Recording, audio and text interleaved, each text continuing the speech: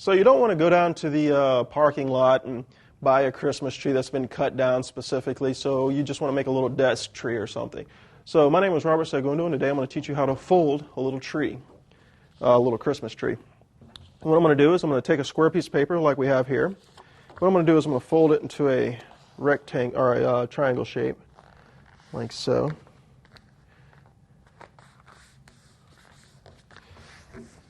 And there we go. I'm going to open it up. What I'm going to do is I'm going to take these sides here.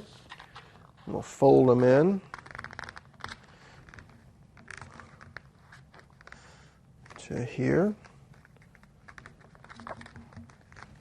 like so.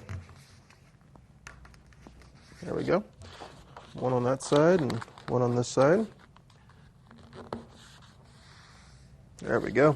Now I'm going to take this point here and I'm going to fold it up. There we go. I'll fold it back down to where it's below the tree, like so. And I'm just going to take this little point here and I'm going to fold him right back up. I'm going to open these flaps up, just kind of hide it inside there. If I flip it over, there we have it, our little green Christmas tree. My name is Robert Segundo, and happy folding.